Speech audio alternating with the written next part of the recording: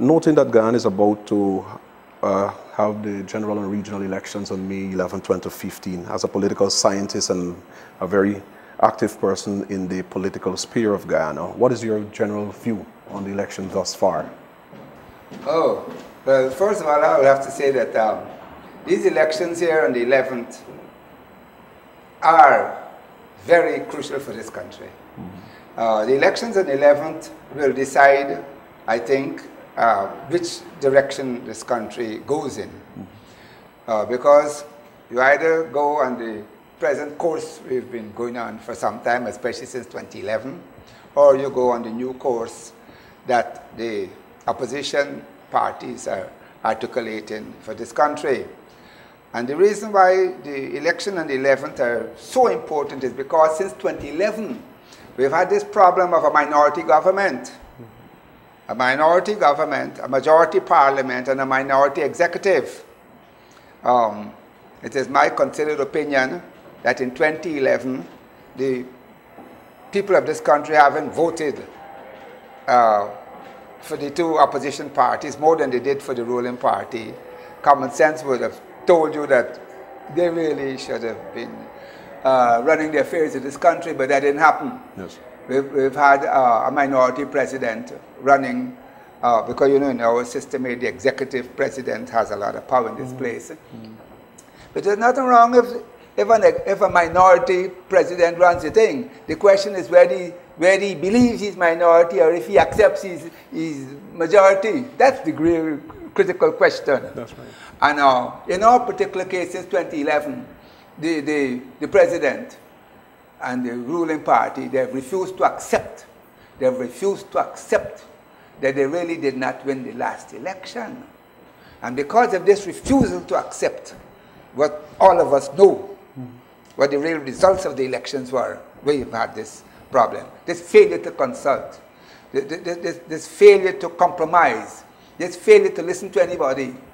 And that is why eventually, as you know, the members of parliament had to invoke 106 of the Constitution in no confidence to have them removed. And even then, they failed to do simple things that the opposition had been demanding: procurement commission, local government elections. They have a view that these are like favors granted to somebody. These are not favors. The local government elections are a requirement of our system and the Constitution. And they think it's something that they're granting the opposition, and not the grant. And of course, the procurement commission is a requirement of the Constitution. And it ought to be done long ago. That's right. And they have this notion that this is something to grant. And that is why we have this problem. And that is why these elections are so crucial, because you really don't want to continue that kind of gridlock and deadlock and all this stubbornness. Stubbornness that cannot be justified on any ground whatsoever. And government cannot run like that. Government can't run like that in no part of the world. First of all, you're not the majority. You behave as if you're majority. You don't want to talk to people. You don't want to listen to people. You don't want to compromise, and so on. And you want to violate the Constitution all the time. And that is why, in my opinion, the people of this country now have a chance on the 11th to say whether they want to continue like that or they don't want to continue like that. The question here now is very clear. It's very clear, the elections on the 11th. Very clear. It has never been so crystal clear for a long time. You either want to continue on this beaten path or you want to change. That's what it is. But very simple. Yeah, one of the arguments that the incumbent, even at the campaign rallies, have been putting out there, that they have been what they consider one of the most transparent government. They operate with democracy and there is good governance. No. That is a complete falsehood. That's a complete falsehood. The facts don't support that contention. We talk about the democratic world. We talk about democracy. This country has no democracy here. The National Assembly has been shut down by the invocation of the executive president. Since July 10th, the last time they met. So you could have a country running without a parliament, running without accountability, And everybody in the executive running amok. That's what they're running. And you talk about democracy. Well, there's no democracy there. And this whole question about local government elections, they have so many years to do it, and they just refuse to do it. It's as simple as that. So forget about that. We talk about democracy. That cannot be supported. And we talk about good governance. We see it in the run-up to these elections. Every day, for those who read papers like me every day, you're sick. You get sick in your stomach reading about this run-up to elections. All the same with the cable and DAX and these contracts, the billion-dollar contracts in the Georgetown Hospital in the Ministry of Health and the whole Ramrook corruption and all this. Well, we talk about governance. What are you talking about governance? It doesn't exist here. Not here. Not here. I would say that the governance here, if you look at the behavior, this executive, I would say it's poor. Piss poor governance, what they talk about. And democracy, this country is running without a parliament for a long time. And we know the whole thing about spending money. That's right. The matter went to court already. The judge gave a ruling that they failed, that they violated all the rules. Billions of dollars spent without accountability. The Constitution here is clear, whatever you may say about it in the 216. Money in this country cannot be spent without the authority of the National Assembly, period, full stop. And they run the thing as if the thing belongs to them. We see the whole racketeering with you take the money from the sale of the GT&T shares and you take this money, you want to build a hotel with it for 58 million US. Who's approving all this thing here? Who's approving all this thing here? 58 million US is a lot of money. All these things ought to have gone to the National Assembly for approval. It doesn't go there. And you wake up in the morning and you hear the cabinet secretary speaking that this done and this done and done already. There's no governance here. There's no governance. There's a total contempt for the Constitution and for the rules, the basic rules that they're supposed to live by, especially when it comes to the spending of money in this country. 216 of the Constitution is pellucid. That is, you have to have parliamentary approval. Spending the money like it's their money. It belongs to them. We noted that the opposition leader, Brigadier David Granger, in his pronouncement leading into the elections, he spoke about raging wars, 6 specific wars. Your views on this? Well, I heard the presidential candidate speak about the wars in his presentation at Critchlow on Labor Day.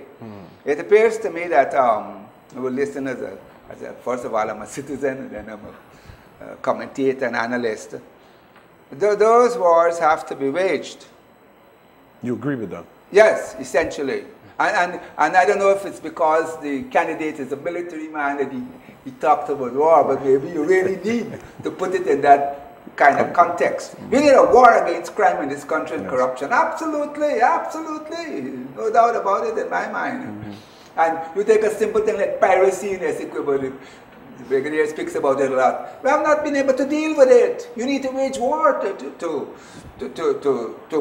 get a handle on some of these issues. We need a war on poverty. That's right. We have people here, I was thinking about it. I think about these things all the time, as you know.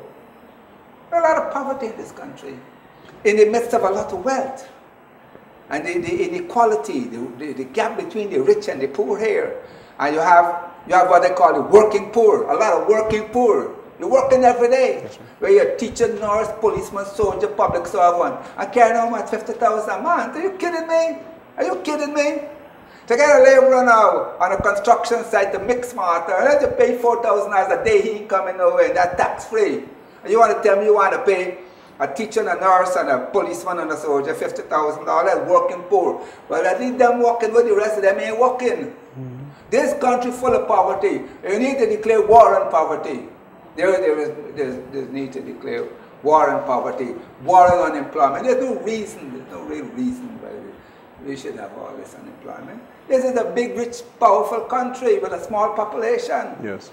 All of us should be rich like the people in Kuwait and Dubai and them places, big, rich country and small population. There's absolutely no reason why our people should be living in such poverty and marginalization. You have marginalization of large sectors of the economy. I would say the entire public service are working poor people, in my opinion, except some of them who get the special contracts. Yes. Some of them getting $1 million a month, like my farmer friend Lumumba and them.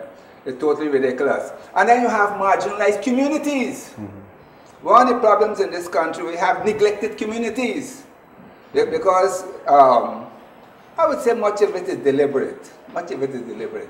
There is no real reason why, in the way government spends its money, we couldn't have a better spending throughout the country. The last budget, the 2014 budget, $190 billion. And you look and see how it's spent. It's definitely a case can be made out and can be proven irretrievably that there is a neglect and marginalization. And we'll come back to this question of Linden and all the promises to Linden where you're going to get and you won't get it. They don't mean it. I don't think they mean it. You don't think so? They don't. All right. And so on. And the question of jobs for the youth and so on. And we see the whole story with the presidential candidate speaks a lot about education and the University of Guyana. The University of Guyana, in the way it's been treated, is a total disgrace for this government, or they treat the University of Guyana. Absolutely. You find all this money to build a hotel and sitting there, and you want to tell me you can't find money to the only university in this country? I don't believe it. It is an indictment of this present administration of they've dealt with the University of Guyana. And generally, I would say, with education and the social services and the health services, because their children really don't go to the public school, you know, I don't know that, they don't go there. And of course, when they're sick, they don't go to Georgetown Hospital either. And it tells you, the ruling people themselves don't have confidence in the service that they claim that they're providing, and they come and say, no, we're providing. And the whole question at the end of the day boils down to one of credibility. Boils down to one of credibility. In my opinion, they're not credible. A lot of them, of course, you know, they're my old friends and so, but they're not credible.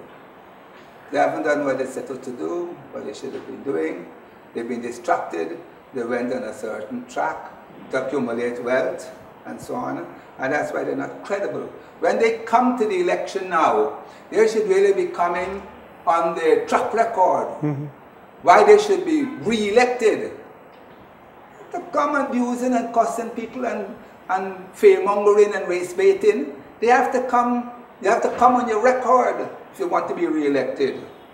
The other people, they can come with a lot of promises because they want to get in the government. That's right. I could understand that. But when you're the government, you've been here for 23 years, you have to come on your record. There's nothing else you could come on. All this fear-mongering and race-baiting, all of it is unacceptable and ought to be rejected. That would be my position, watching the whole thing, how it's developing. Very well. In wrapping up, because I know our second part, we will deal in depth with the manifesto of both the AP and UAFC and, of course, the People's Progressive Party Civic.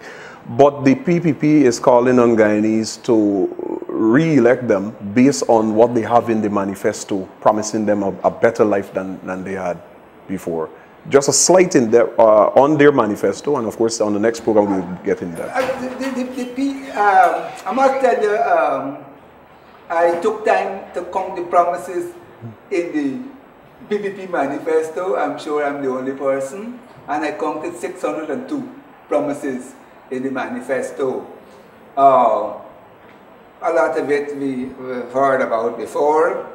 A lot of it is pie in the sky, and a lot of it, a third group of it is sheer nonsense. There's a part in the manifesto that's clearly hilarious about e-health, and where a doctor could come and visit you at home. I found that quite hilarious. But they come back again, they're recycling a lot of old ideas. Since President Ramjar came to power in 2011, he has not put forward a single idea in this country that I could think about. They keep talking about some Milo Falls and some specialty hospital, and all this nonsense is being regurgitated all the time. But how does the Marriott? Well, the Marriott is open way too. How does that help me or you, anybody? How does that help a nurse or a teacher? And you tell me you got a big Marriott.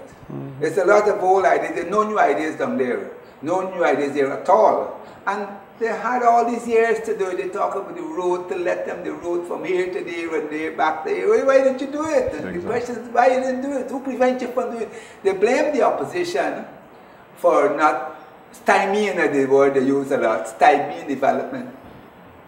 The opposition didn't prevent them from doing the road to Lethem or the road to where the hell they want to do it. The road to Corey Brown, the Fifth Motilal Road, was entirely corrupt from beginning to end. The opposition didn't prevent them from doing that. And a lot of these things is totally corrupt, and they did not come for the approval, including the famous cable and all these things. And they keep, I think the blaming of the opposition is groundless, and in a big project like the Mila, the opposition had every right to put their foot down hard on it, because the Mila is coming at 900 million US on the capital, 1.2 billion US on the interest for 20 years, on 160 megawatt. Bad news. Should have been stopped long ago. And of course the anti-money laundering, which they blame the opposition for, the government is not serious about anti-money laundering. It's all their friends doing it. Their friends doing it. I don't think the brigadier got a single friend who do them things. But I do believe, and from moving around, the anti-money laundering law has to be revised and represented, of course, in time. But blaming the opposition is groundless, and the opposition had every right to stop all of it. Because this is a minority government, you don't want to consult. They should have stopped it since 2011. They should have stopped it since 2011. But then, you know, it stopped for the time being. And and that is why we need the election. That is why the elections are so crucial. Do you want to continue with a minority? I really do believe it's a minority government behaving as majority and don't want to talk to the people who are the real majority in the place. That's what I believe. And I'm hopeful that this campaign here, the voters in this country get a clear-cut choice. A clear-cut choice.